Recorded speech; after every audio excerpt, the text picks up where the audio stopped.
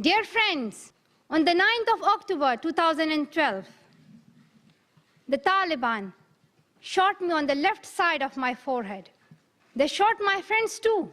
They thought that the bullet would silence us, but they failed.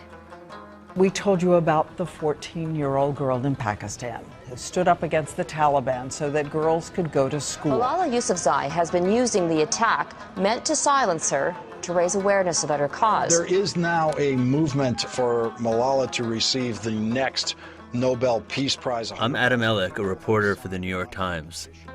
That's me in 2009 when I made 2 documentaries about Malala before she was a star. This is the backstory. It's the story of a young girl, her ambitious father, and the media, and the role that we all played in her rise and in the tragedy that almost took her life.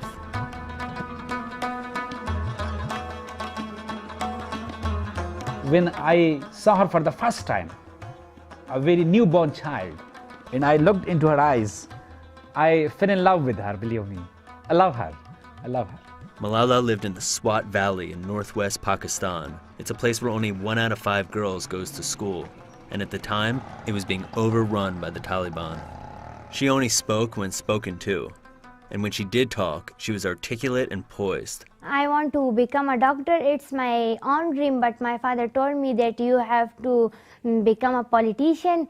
But I don't like politics. In the time I spent with the family, it became clear to me that her father, Zawdeen, was the most influential person in her life. I have the greatest daughter ever born in the world.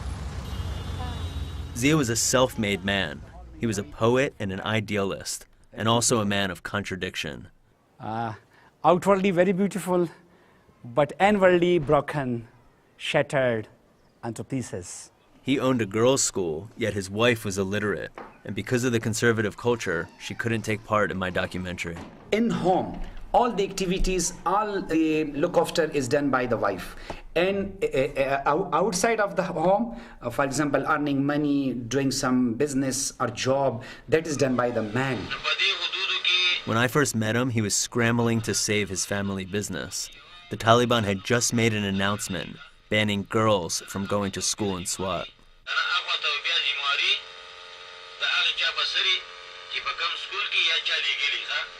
I had many discussions with my editors in New York, with a Pakistani journalist colleague, and with Zia himself about whether this documentary might put his family in danger. Bye. And I think it is a great cause, and if I die for it, there will be no better chance for me to die better than this.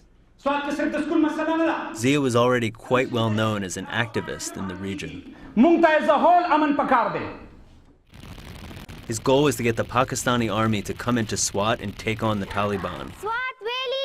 He quickly became aware of how his telegenic daughter could bolster his cause in the media. Malala Yousafzai. She is there to speak for the students, to speak for education. Her role is very much powerful and effective in this regard. I admired Zia's revolutionary zeal. But the way he pushed Malala to join the fight sometimes reminded me of a parent pushing their kid to become the next tennis star or beauty pageant winner. My first documentary aired in February 2009, and it ended with Malala making an appeal to the world. Save our school, save our world, save our Pakistan, save our South.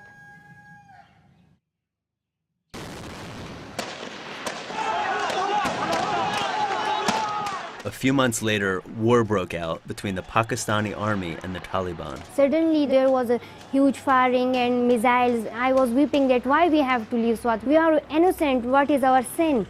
1 million people were forced into exile, including Malala's family. It was pure chaos. Malala went with her mother and her 2 brothers. They stayed at a relative's house near Abbottabad. Is this your new home? Yeah, it's my new home. Zia moved 6 hours away to the regional capital, Peshawar, to keep raising awareness for Swat. And for the first time in years, he was living without his wife. Once again, I washed my clothes myself. Can you show me? I don't believe you. Oh, why not? If you wish, I will, but it will take time. Get to work. Zia and I became close. This is a detergent. In a country where Americans are viewed with suspicion, we trusted each other. I respected him. Zia's activism kept him apart from Malala. I have no time to miss people, especially my family. But Malala missed him. I must be a politician to save this country. So now you're agreeing with your father. Yeah. Explain this to me. And now I'm agreeing with my father, and it's my father's dream that you must be a politician, and I agreed with him, and now I will be a politician. In July, the army beat back the Taliban. I rode home with Zia and the kids while his wife followed us in another car. It was a bumpy ride on a blistering hot day. You've been very quiet today. She's very quiet, but you should be a bit excited and please say something, yaar. It's not good. You don't have to be excited, but what are you thinking? There is a fear in my heart that the Taliban can recollect their power. Pakistan was and still is a very dangerous place. 50,000 Pakistanis have been killed in terrorist attacks since 9/11. The Peshawar Press Club, where Zia and I often met, was bombed the same year we made the film. At the time, Swat was a brutally violent place. Beheadings were so common that the town center became known as Slaughter Square. But the Taliban mainly targeted men, so Zia and I, perhaps naively, assumed he'd be the potential target. But I'm of the view that death cannot be a hindrance in my way. And even when we spoke explicitly about death, we never discussed Malala's safety. It just never occurred to us. A specific time is given to a person from the skies, from above, from Allah. And you cannot shorten it, you cannot prolong it. After an 8-hour car ride, we finally arrived at their house. The kids ran in to check on their pet chickens, which the family left behind during the evacuation. Our chicks are died. Malala broke down. I suspect it was the culmination of months of anxiety, separation, and fear. And it was one of the few times when I was reminded that she's just a 12-year-old girl.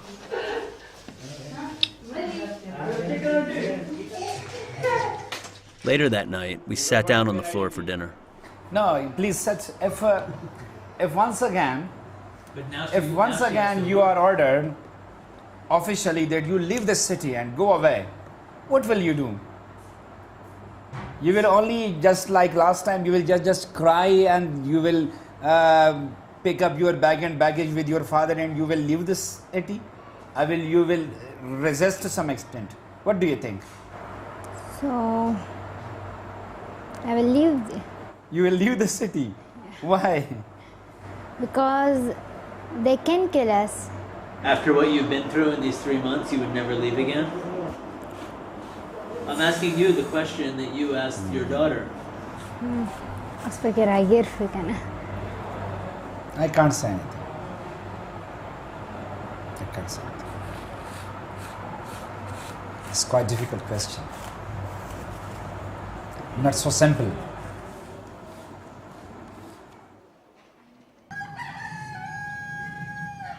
On my final day shooting the documentary for The Times, Zia invited me into the family room for what he said was a special surprise.